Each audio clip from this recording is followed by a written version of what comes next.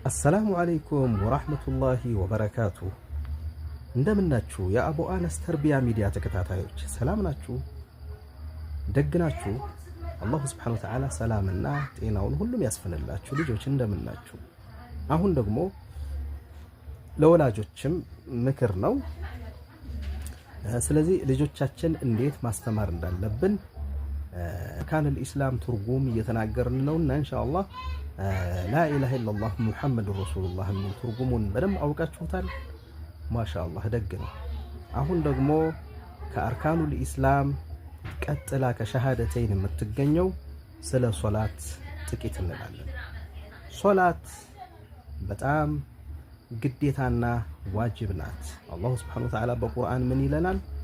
ወቃለ አላሁ ሱብሓነሁ ወተዓላ ኢነ ሶላተ ካነት ዐለል ሙእሚኒነ ኪታበን መውቁታ ይለናል በቁርአን።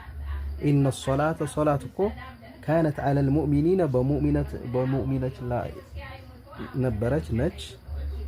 እሺ ካነት ዐለል ሙእሚኒነ ኪታበን መውቁታ ኪታብ ተጽፋለች፣ ወቅቷም የተገለጸ ነው። ስለዚህ የሶላት ወቅቶችን ስንት እንደሆኑ ታውቃላችሁ? 2 4 4 3 4። ስለዚህ መጀመሪያ ምንድነች? الصبح والظهر والعصر والمغرب والعشاء እነዚህ ናቸው።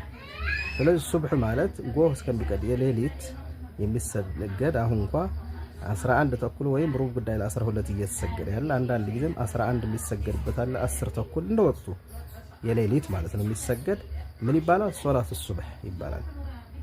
ስንት ረካዓ ነው የሚሰገደው? 2 ነው። ቀጥሎ ያለው ወቅት ዙሁር 6 ሰዓት ተኩል 7፣ አንዳንድ ጊዜም 6 ሰዓት የሚሰገድበት 6 ከሩብ የሚሰገድበት አለ 7 ተኩል እንደየወቅቱ ይለያያል ወቅቱ። ስለዚህ ይሄ ዙሁር ሁለተኛው ነው። አስር ወደ 10 ሰዓት አካባቢ ሩብ ጉዳይ ወይም 9 ተኩል አንዳንድ ጊዜም 9 የሚሆንበት አለ። አስር በጣም ይገርማቸዋል። 9 ከሩብ እንሰግደናል። እንዲህ እንደ ወቅቱ ነው። ወቅቱን ታይቶ ነው የፀሐይ ዘንበል ካለች። እሺ